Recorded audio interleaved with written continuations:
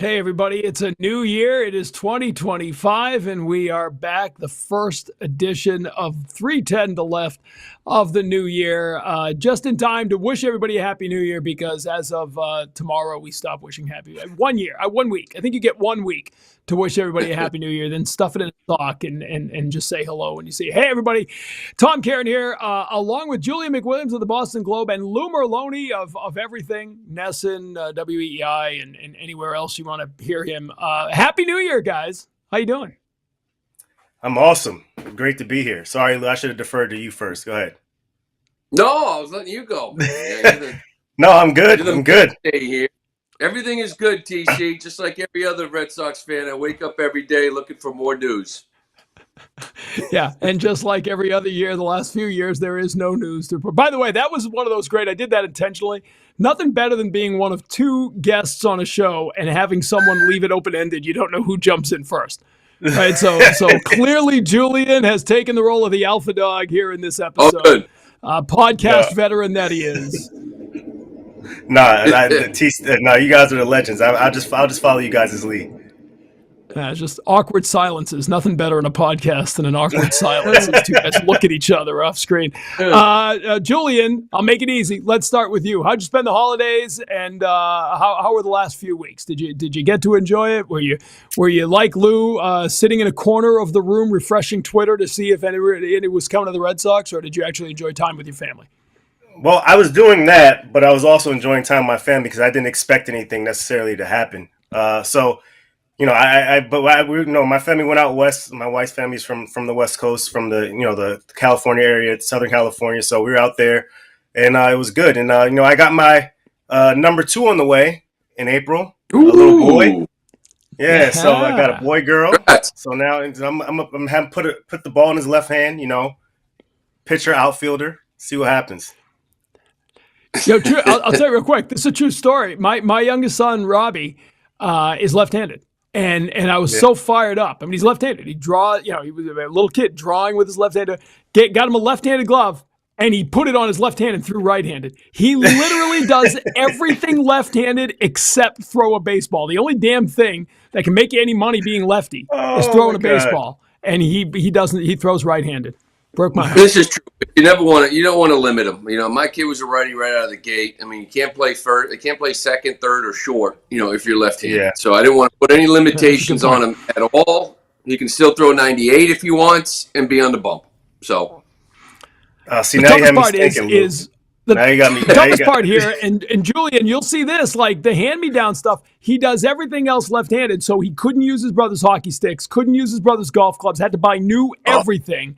And I'm convinced that's the only reason he's left-handed, just to cost me more money. Yeah, well, that's why you make the big bucks, TC. You got it like that. Whatever. Lou, I follow you on Twitter, so I know how you spend a lot of your holidays.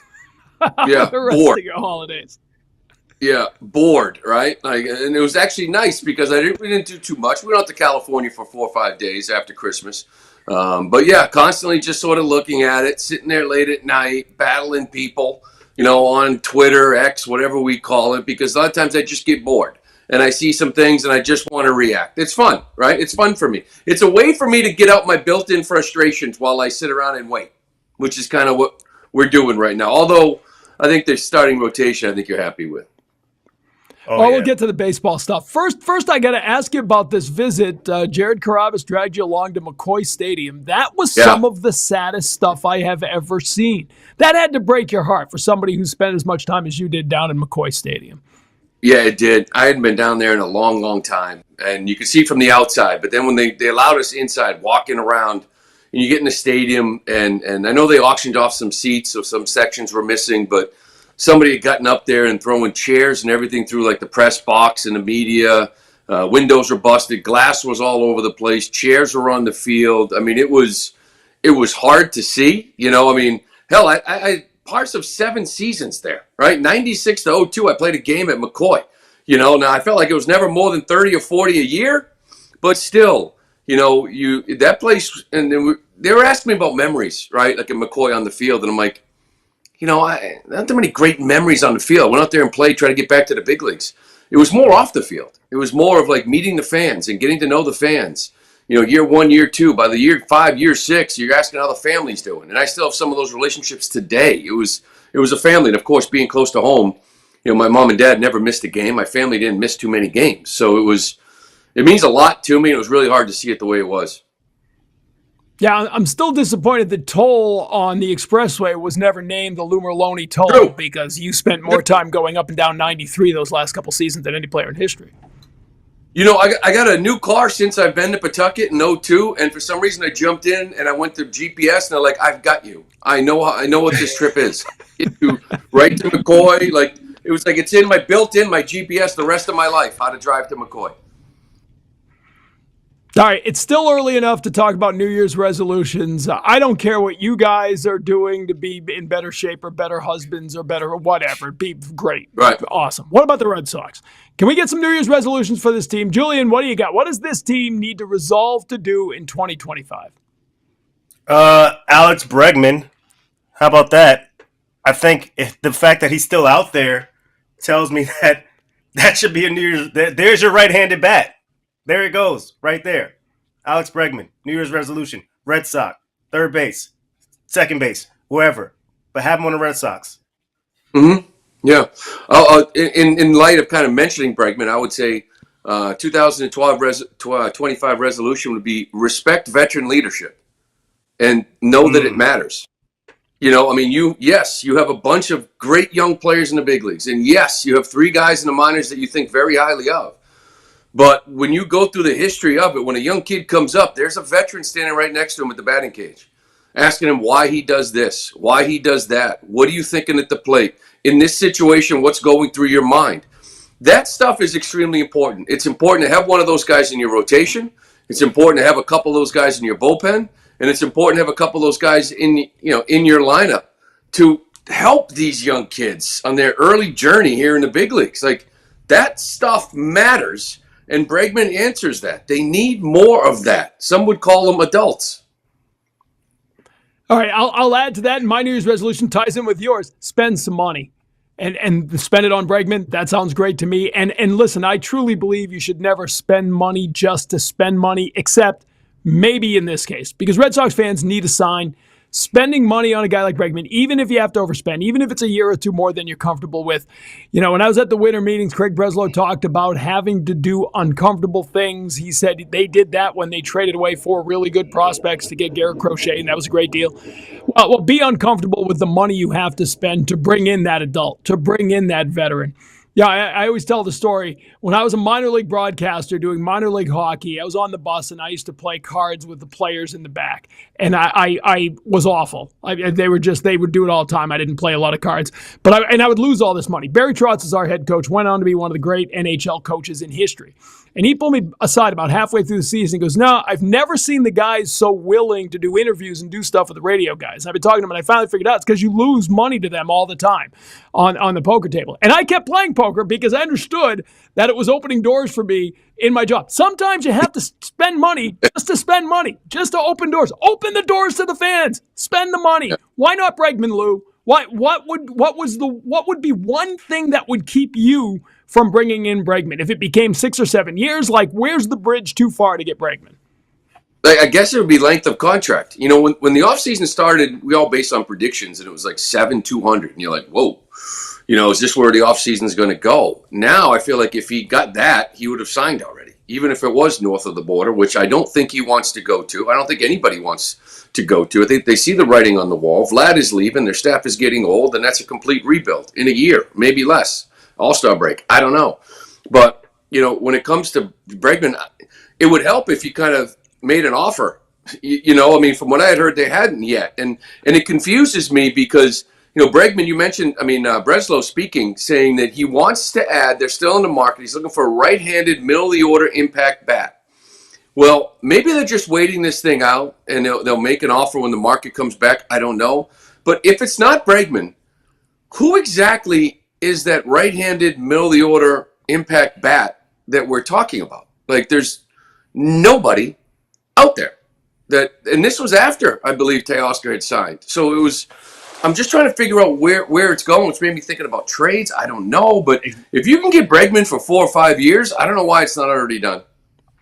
And that's where I was going, Lou, with what I was thinking about it earlier before I got on. I was like, are they going to go into the trade market into the season, or is it going to be a situation where we wait it out again to the deadline next year and we're looking at it saying like, okay, now is when we make the move? But I just think you just got to go into the season. You got to give this fan base a jolt of energy. You can't always just be waiting around all the time. And I feel like it's always just the Red Sox and us media have been waiting around for that big move. And you did it with Crochet with the trade, but we want to see you spend money. Even the Oakland A's are spending, or Sacramento A's, whatever they are spending money. They spent some money.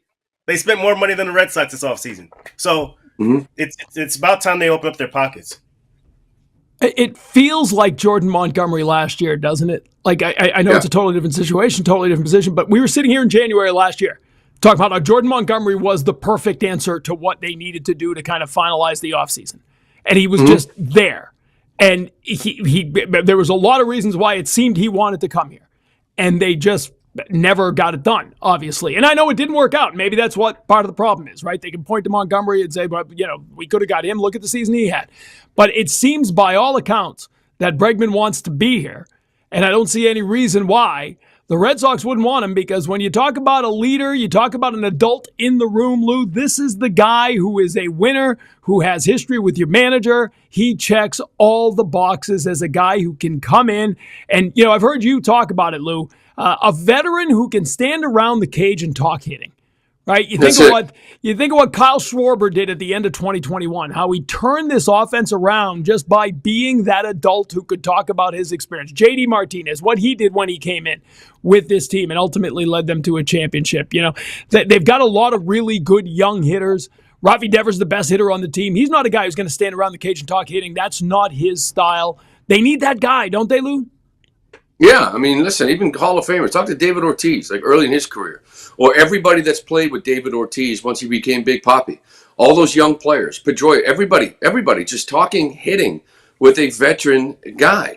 The thing is, too, that people say the longer this goes, do you feel better or worse? And it's like, I don't know what's going on behind the scenes, because I'm sure when you get enough people in a room, there is going to be somebody that's going to say, Christian Campbell is going to be better than Alex Bregman.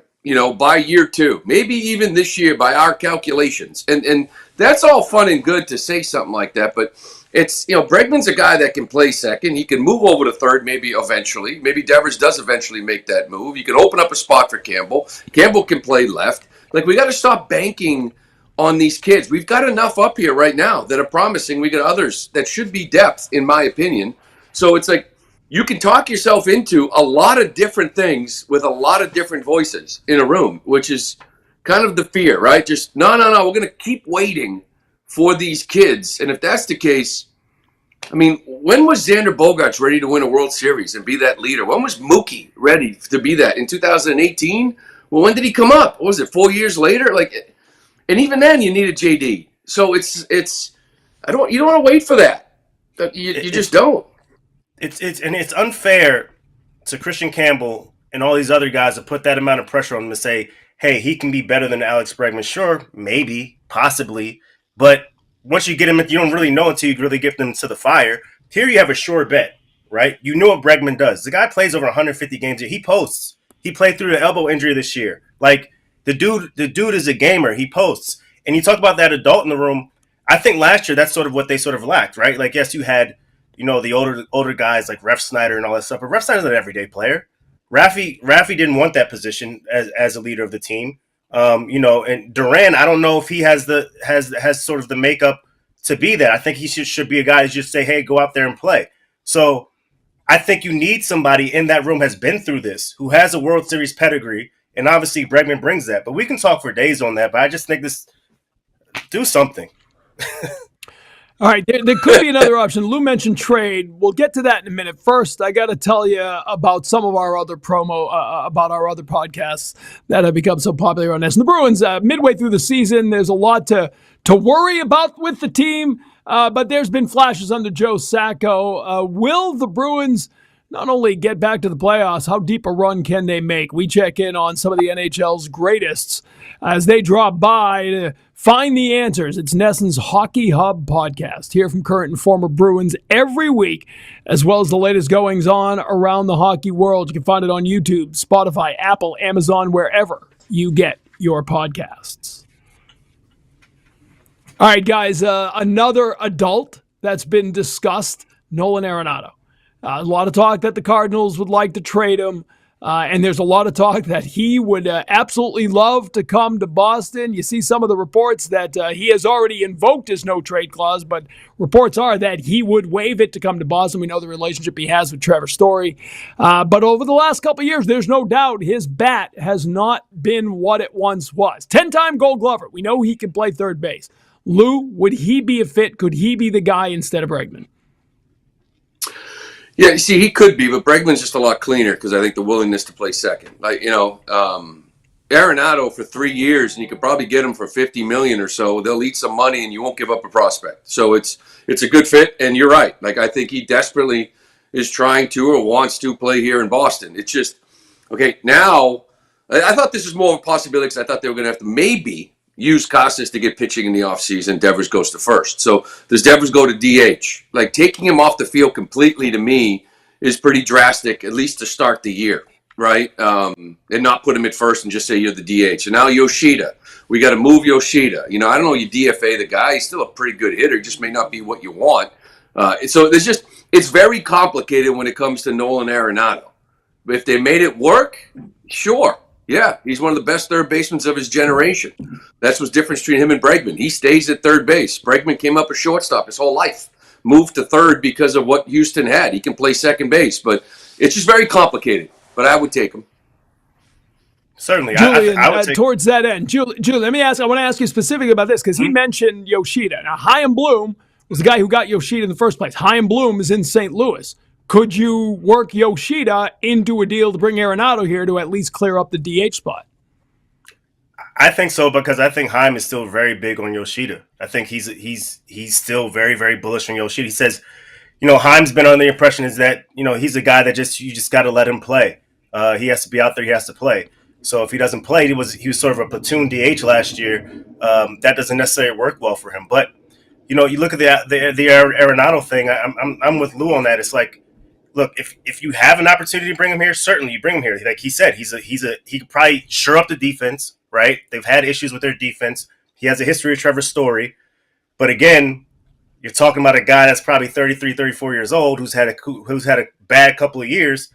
But I think he's better than not doing anything, right? He's better than not just sitting on your hands not doing anything. So, if they can get him, sure. I would love to cover him every day. I would love to see clean baseball.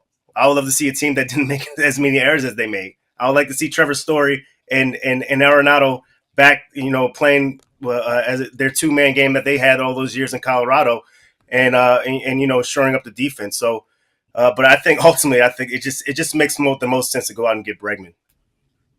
And you know what, TC, about that. I do think like Arenado last couple of years obviously has not been the hitter that he has been in his career, right? It kind of does remind me of Mike Lowell a little bit. Lowell had really a bad year in Miami before he came here, shored up the defense and hit a little spark here at Fenway Park. And I'm sure, it's just sort of like, it's not a gut feeling or anything, but St. Louis was a mess the last 2 years. It really was. And so he goes out there. He's not the same offensive player. You put him in the change of scenery guy, right? And you put him in the middle of this lineup. With some of the left-handed bats that may be around him. You make him look at Fenway Park. His numbers at Fenway are very good. The Green Monster, I think you get a little bit of a bump, offensively from this guy, re-energized a little bit on a team that can do some damage. So is that a lock? If you sign him, could he hit 200? Sure. You know what I mean? But I think it's worth a look. Yeah, I think the interesting thing here, and go ahead, Julie. No, it just shows like it's a star.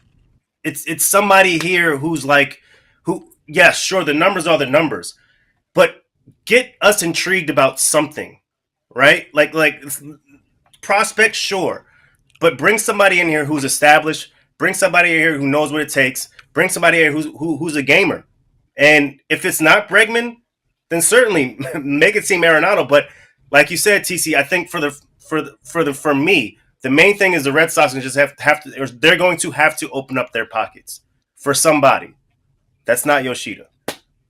Well, because the interesting thing there is they're this close to winning over fans with this offseason, right? I mean, they're a better team. I don't think there's any doubt. They're a better team. You have essentially gone out and gotten Garrett Crochet, Walker Buehler, essentially replacing Nick Pivetta and Giolito. You've got 3 veteran arms who are going to replace Pivetta. And Patrick Sandoval maybe will be here in the second half. You know, they needed to address the starting rotation. They needed to do it a year ago, and they didn't do it enough, obviously. They did it this year. This is a pretty good starting rotation, and there's a lot of opportunities to the bullpen that we'll get to in a little bit. But you've come so close to having an offseason that will win over the fans. And, I mean, the American League East is kind of open right now, right? I mean, teams have lost guys by and large. You go out and get that right-handed bat, you get that impact bat in the middle. Yeah, I mean, you could easily be a team that argues about winning the division, but you haven't finished it off yet. You haven't finished the job yet. You need to do more. Let's talk about that pitching. We'll get to the bullpen in a couple of minutes because I think that is a place they can do a lot to still clean it up. But Walker Buehler spoke last week. You got to love the attitude. You got to love what he is. He's had 2 Tommy John surgeries. They got a lot of guys coming back from serious injuries, right? You've got Giolito's coming back after missing all of last year. In the bullpen, Garrett Whitlock, Liam Hendricks are guys coming off injuries. Fulmer's coming off an injury, right? There's a lot of guys. Lou, should we be worried about the number of injury returns they have on this pitching staff? Yeah, I think you should always be concerned about that when it comes to pitchers, even if you had a healthy team coming back. Like, to be honest with you, I'm just as concerned about Buehler and Crochet as I am about Bayo, Houck, and Crawford, being injured, because that's just the nature of the beast when it comes to pitching, So I love what I heard from Buehler because he actually said what I was told as well. Get this 1-year deal with the Red Sox and sign an extension if it goes well, which is lovely, right? Which is, as long as it goes well, I think he'd love to be here for a little bit longer. I think you hopefully get an extension here with Garrett Crochet right out of the gate. I think that kind of makes a lot of sense. I understand the GM side. Maybe you want to wait and watch, but if that's the case, you worry about him leaving. So get that done. But the rotation right now excites me. You got 6 arms. And we're not talking about Giolito. I don't know what to expect from him. Did the fade of the second half there in 2023, was that the elbow creeping up? Can he get back to what he was? This is shaping up to be a pretty good rotation with some depth.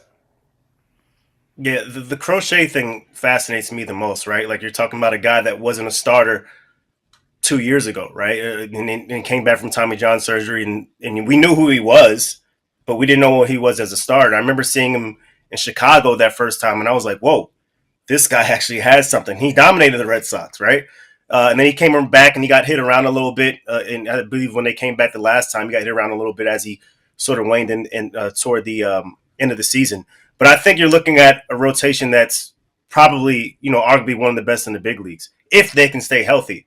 But again, the question marks of the health, it's sort of like this risk reward thing, but it's a risk that you're willing to take. I think we talked about that a little bit at winter meetings, TC. It's like you go out and get these guys, right? If they're available, you go out and get them. And obviously they went out and got Walker Buehler too. He seems really smart about pitching. I think he's going to be really good for the younger guys. I mean, not really younger guys, but the entire pitching staff of Crawford, Houck, Bayo, and just having those guys in the clubhouse who, again, have been there. And he's been there, and he's been there at every stage, right? He's been a guy who's been a Cy Young candidate. He's been a guy that's has had Tommy John surgery. He's had a guy that struggled from coming back from Tommy John surgery, and he's been a guy that's also closed out the World Series. So you're looking at a person that's been through everything, and I think that can be beneficial to the clubhouse.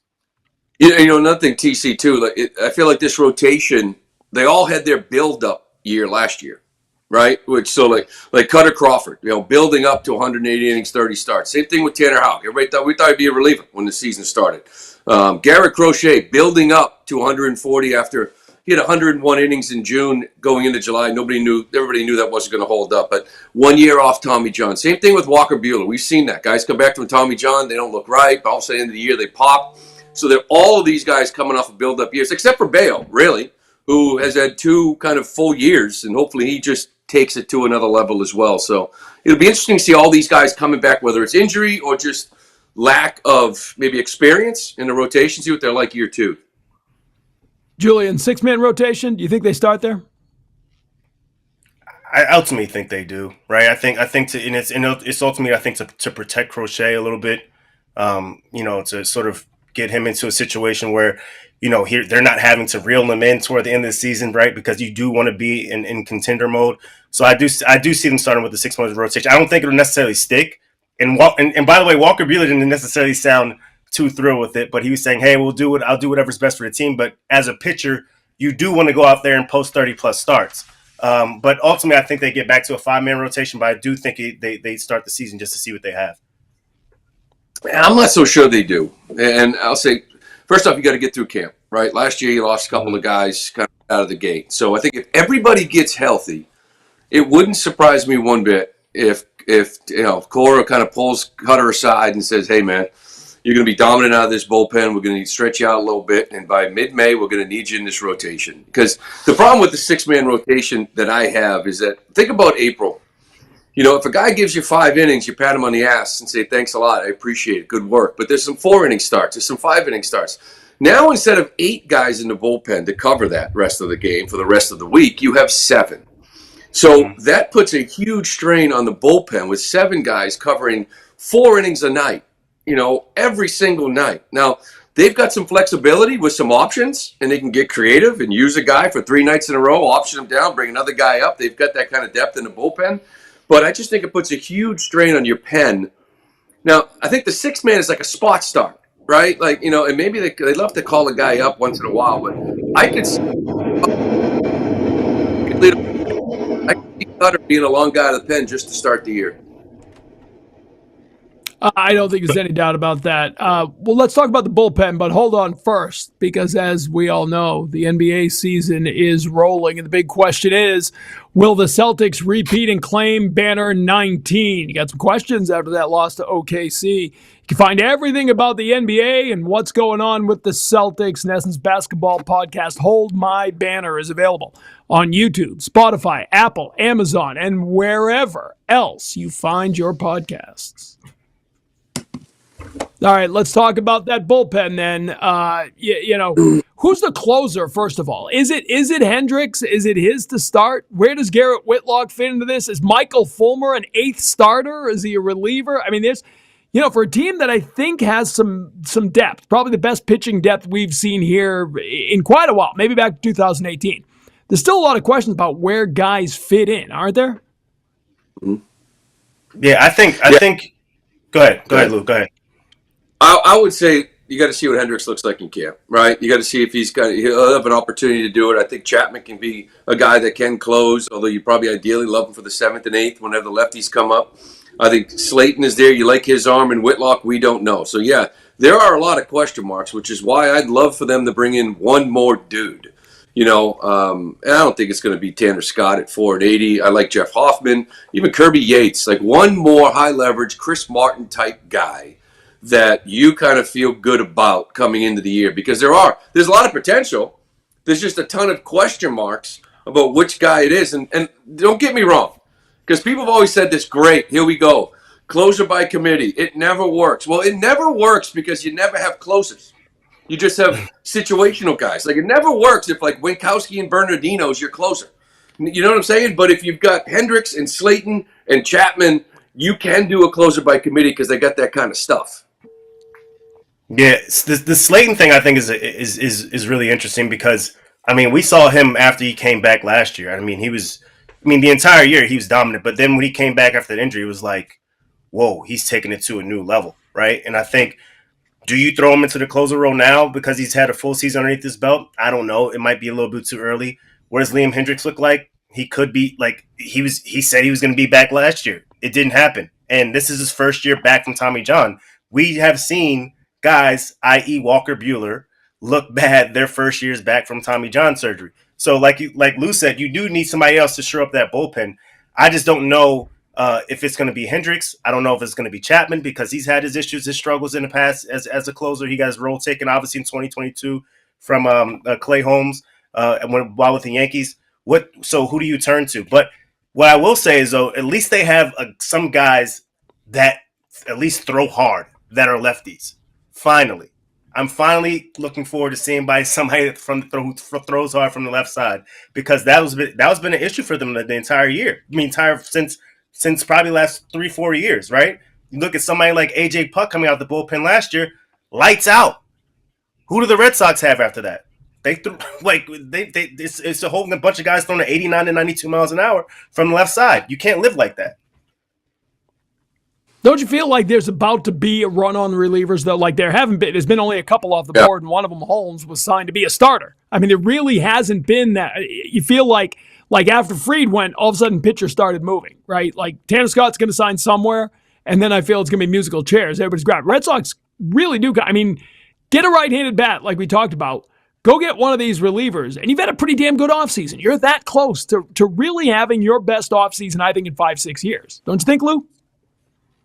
Yeah, I mean, it's really you are Bregman and say Jeff Hoffman, whether it's Tanner Scott that gets pie in the sky, or Kirby Yates, these types of guys away from being considered, competing with the Yankees for the division, and to be honest with you, the American League.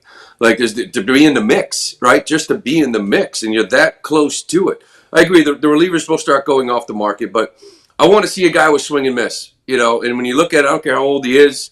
Kirby Yates is that kind of guy. David Robertson is that kind of guy. AJ Minter is another lefty. So there are guys out there that you can sign. It doesn't have to be $4.80 for Tanner Scott, as much as I'd love him. But if you get Bregman, I don't see that happening. And it's so interesting how this division, right? Like it just shows how baseball works sometimes, right? You look at somebody like the team like the Toronto Blue Jays. Everybody's been all in on them for years. I think this is the first year where at least for me, where I'm saying I'm out, right? I'm out. I'm not going to put them in any contender category. Nothing. Right. That team, that organization is a mess, right? They've been a mess for a little bit. Like it's been going this way for so long internally over there. They've had some issues over there. Now it's just like, yeah, I think we're at a point where we're saying I'm out. The Orioles, that was a team that we looked at and said, hey, they're going to dominate this division. Guess what? They don't have any pitching. So the best pitcher they got on their staff that they got in free agency right now is like 40 years old, Charlie Morton. And by the way, nobody signed, I believed, after 2025, 2026. So where's that organization going? Yankees, okay, they just came off a World Series.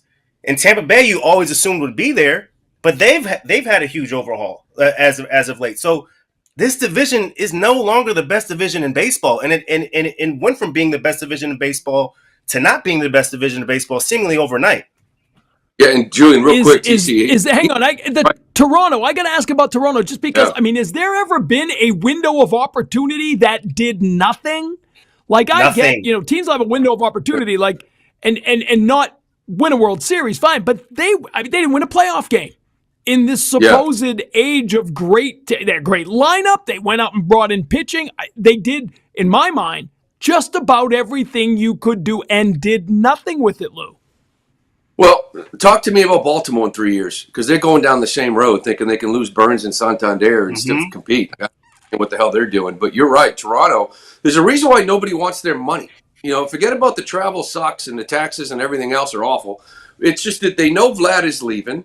Bo Bichette is leaving. George Springer hates it there. The pitching staff is about a year too old. They're all going to be gone within a year. Their contracts are up in a year or two. They'll all be traded at the deadline. The Toronto Blue Jays are about to bottom out and be one of the worst teams, not just in the American League, but they are. This is just where they're headed. They missed their window, which is what Julian was talking about with Baltimore. I don't get it.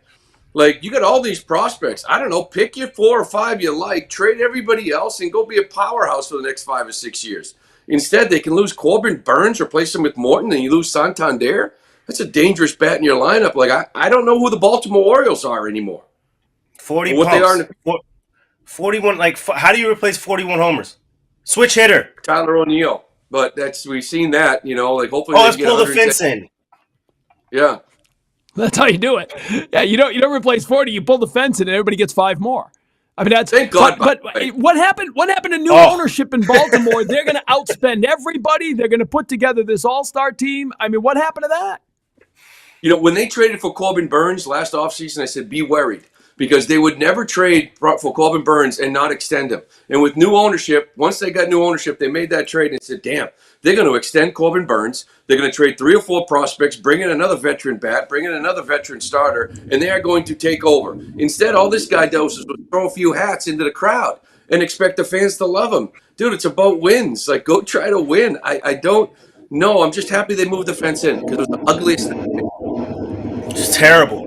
It was the worst thing in the universe. It was. I think I saw like a 111 off the wall last year. I forget who hit it. It might have been Santander who hit it. Like it was a 111. One got stuck in the.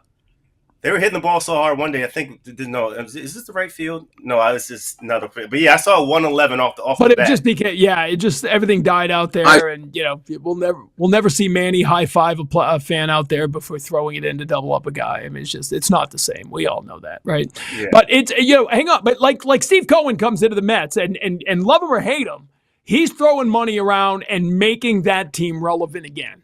Right? That has not happened in Baltimore. And I think to your point, Lou, a year ago, I would have bet the house that that's what Baltimore's about to become. Baltimore's going to be the disruptor in the American League. Yeah, hasn't happened. Yeah, I would say it was kind of, I don't know, early in the season. Somebody had said something to me, a national guy about Baltimore, and I'm like, yeah, I know. They're going to extend Burnes, and they're going to trade, these 2 prospects and bring in this stud pitcher, and they're like, nah, I'm not so sure about that. Let's wait and see what this owner. And I'm like, and it's the first time I actually second guessed what I was thinking they would become. And ever since, I don't know how you're not involved in bringing Corbin Burnes back. I know he wanted to go west. I get it, but where's Max Fried? I don't know what they're doing. They have great young players, but once again, I've never seen a young team like that go out and have a run and win World Series. You need the veterans, and they just lost 2 big ones. It's hedge fund baseball. That's the only way I could put it. I mean, it's ownership. It's GMs thinking that they can outsmart the rest of the industry instead of going and get the guy that you want.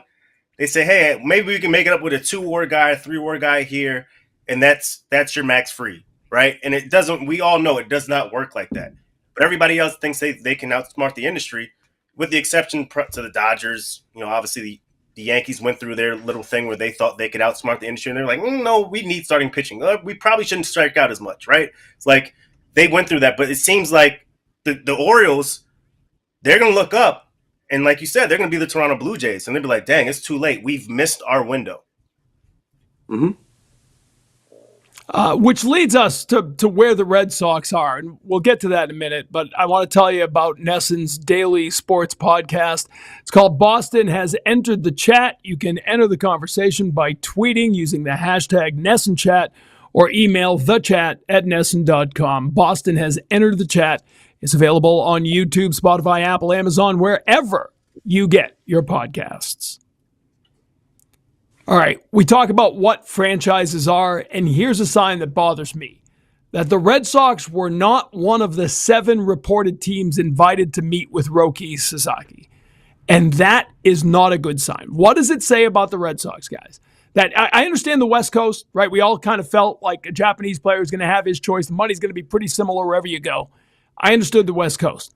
But the Yankees, the Mets, the Cubs, the Rangers, they were all invited for an in-person meeting. And as we talk right now, as far as we know, the Red Sox have not been invited to that. Doesn't mean they won't get a last-minute shot. Doesn't mean something could happen. But as it stands right now, they seem to be the outside looking in. Lou, what does that say about the Red Sox when you're no longer a franchise that is being one of the first brought in to make your pitch? Well, it just kind of says where you've been the last 5 years. Around the game of baseball. I think that's the biggest issue. Yeah, you've got great infrastructure and pitching infrastructure, and all the techniques and all the training sessions and everything else, and that's great. But it's been a tough 4 or 5 years for this organization. The goal to me now is to build this organization in the next 4 or 5 years when the next Sasaki comes up from Japan, that you're in the running, right? That you look a little bit better in the eyes of some of the young players that want to come here and win. I know there's a lot of factors. It's not just winning and losing. Them not making the playoffs the last few years isn't the reason why he's not coming here. I don't know what this guy is thinking, but you got to get yourself back into playoff contention each and every year. You got to be a player again. Yeah, I'm going to just read a text from a player. He's from talking about the Red Sox. He says, this tells me no free agents want to sign there. those teams think they can just stop winning and build a team through the farm and go out and sign guys. That's not the case anymore. Guys want to play for winning teams that have established that culture. Boston can't get free agents anymore, it seems. Like, I mean, I wouldn't go to that, obviously, No. that degree. I don't know who that was. I wouldn't go to that degree. But what I will say is that the brand of the Red Sox itself is saying, "Hey, we're the Red Sox," doesn't work anymore. I don't think as much as it doesn't have as much punch behind it because you haven't established who you are as a franchise. Nobody knows the direction that you're going. Right? You tell your fan base that you're going to go out and spend money. We're going to go. Last year was like full throttle. That was the slogan for the offseason last year. It didn't happen. Right? And they didn't make the playoffs. So if you're looking at that situation and you're a guy in Sasaki who's looking around and say, what have they presented to me as to why I will want to sign there? I can look at a lot of other teams and say, hey, they have this, they have that. Possibly even the Cubs. That I'm not sure why he would want to go to the Cubs. That's probably a team that I'm most a little bit confused by. But yes, the Rangers, sure, they didn't make the playoffs this year, but they won the World Series the previous year, right? So you're looking at Ohtani, right, with the Dodgers, Yamamoto with the Dodgers. Like they've proven that they want to go out there and win. Obviously, I wouldn't go to that degree to say they can't sign free agents. But what I will say is that I don't think it has that same shiny new toy of it being Boston the way it used to because they haven't put themselves in a position to be able to do that. Yeah, and TC, I think that if you would ask people out in the game of baseball, national people in the game of baseball, to summarize the last couple of years, what's going on in Boston, 2 or 3 years, it'd be the same phrase. I don't get it. That would be the phrase to describe this organization. To your point, last year, I don't understand why they're not signing Jordan Montgomery in December, which would have given him a full offseason and a full camp, probably would have been a pretty good pitcher. It makes no sense. I don't understand why Alex Bregman is not in Boston right now. I don't understand what they're doing. Like, I get it. You built the farm system up, but I don't understand why they're not paying like one player almost like a year to come in here and help this young group. And when your reputation, like probably around like national reporters and national people that cover this game is, I don't get what's going on there. That's a tough sell, to bring somebody in on a recruiting tool. I will say this. We've been here before, right? I mean, let's dial it back. You were playing, Lou, but in 2000, Dan Duquette went out and overpaid to get Manny Ramirez and essentially bid against himself, right? If you go back and do the forensic dive on that signing, there wasn't a competition for Manny. But there was a great quote. I was looking it up the other day. Dan Duquette at the time said, I was tired of losing free agents to the Yankees. Right, if you remember, like leading back up to that, and just the last, just a few weeks earlier, Mike Mussina, they thought they had him, and he signed with the Yankees. You go back a couple of years, they thought they had Bernie Williams, he signed with the Yankees. They just kept coming up short. So Duquette, say what you will about his legacy here, but his legacy was putting together pretty much the core of the roster that became that first World Series champion, and it all began to me with that free agent signing of Manny Ramirez. Tony Massarotti calls it a suck tax. Right? When you've been a bad team for a while, you got to overpay to get some guys in. All right? And there's some truth to that, right? You got to overpay because once Manny came here, you kind of started that reestablishing Boston as a destination for the best players in the game, the biggest free agents. The Sox were in on everybody for the years to come. Do it again. Right? I don't know if Bregman becomes Manny Ramirez or anybody you go out and get now becomes Manny Ramirez, but you might have to overpay for that next guy or two to start to reestablish this place as a guy, as you said, Lou, where the next Roki Sasaki says, no, I want to go there because I like what they've got going on. You got to do that, going back to my New Year's resolution, by overpaying because right now you're digging out of a hole you built over the last 5 years. Yeah, and look at how 2018 was formed, And again, I get it. We are very impatient up here. I understand, right? We want them to build a World Series team right now, this offseason, right now. That the best team in the Red Sox history started with Dave Dombrowski way overpaying for David Price, bringing in Kimbrel, and that wasn't enough. Till then they were traded for Chris Sale, and that wasn't enough. And then they brought in JD Martinez. So it was almost like build this team, then find out what that hole is, add one more piece. And even after JD, that final offensive piece, it still wasn't enough. You had to get Evaldi at the deadline. So it's it's not all built in one off season, but Crochet's a good start. You can bring in Bregman. Now you got a couple anchors here you've gained this off season. Maybe next off season is that another free agent, starting pitcher to add with Crochet and the others. You know what I mean? It can be built like that, but it started with completely overpaying for David Price that got everybody serious about this team. And I don't think it's that hard for the Red Sox to go back to being to get themselves back into being a destination, right? It takes one season, right? You look at the 21 season where, where there was just so much energy in Fenway in that playoff. Don't get like players are looking at that and saying, I want to be a part of that, right? That's when Kenley Jansen, when he came here for the playoffs, he was like, whoa, the atmosphere is different here. Different than it is even in LA, right? And I think if you go back, if you just prove yourself, then I think that's what's the frustration with the fans is that you don't have to do a lot. You're the Boston Red Sox. It's not like you're the Toronto Blue Jays and you're missing out on free agents because people just literally just do not want to go there because of the organization where they play, et cetera, whatever. You're the Boston Red Sox. And so I think if you establish yourself as this team, this marquee market, and start putting yourself in a position to get the free agents that you want through the market and overpaying for these free agents and then making the playoffs, you could have a World Series contender by next year easily.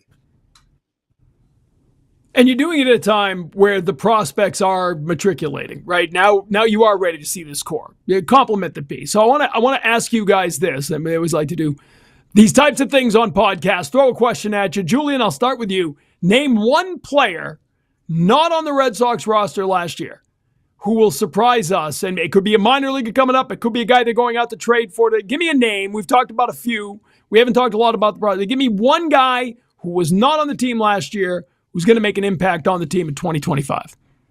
On the big league roster. Yeah. I have to go Roman Anthony. That's where we're at. I think as the industry right now is like everybody wants to see this kid. Everybody he grades out well, but if it weren't Roman Anthony, I'd probably go Christian Campbell. But I'd probably say I have to go Roman Anthony just because of just his overall skill set and what I've heard about him at the minor league level.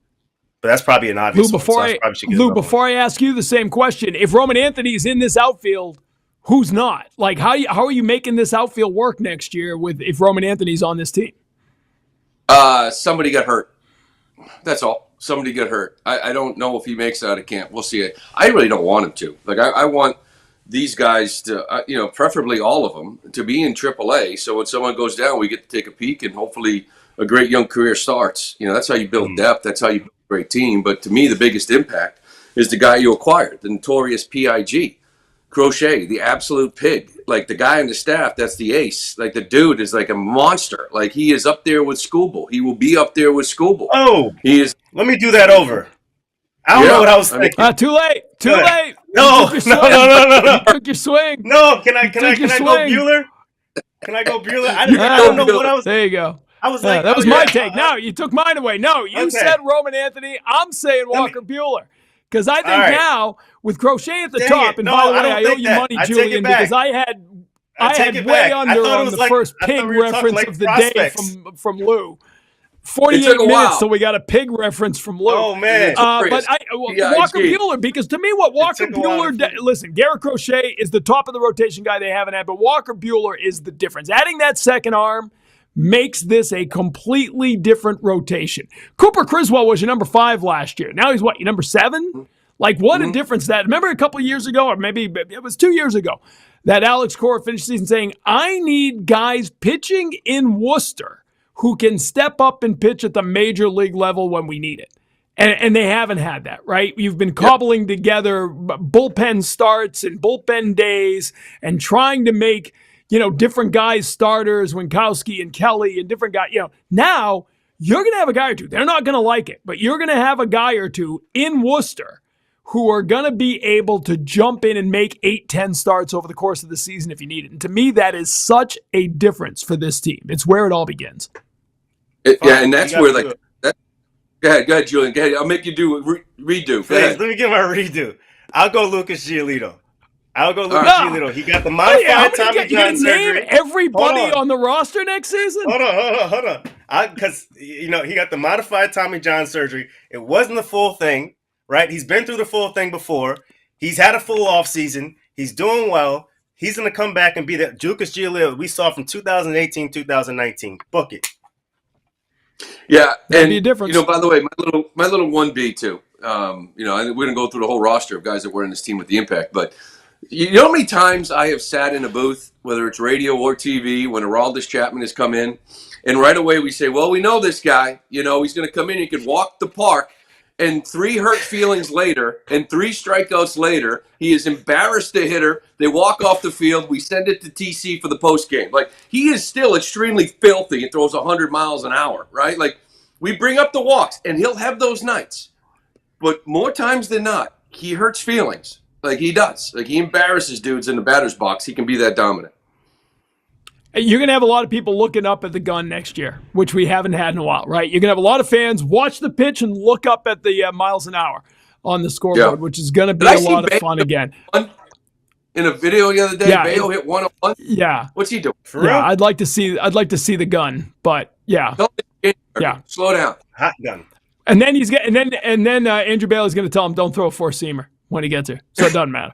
Right? We don't throw for. No, I'm just kidding. All right, I'll throw Michael Fulmer in since we're all throwing a bunch of guys. That's a sleeper. Michael Fulmer could wind up being a multi-inning spot starter guy. He was really good before the injuries, obviously.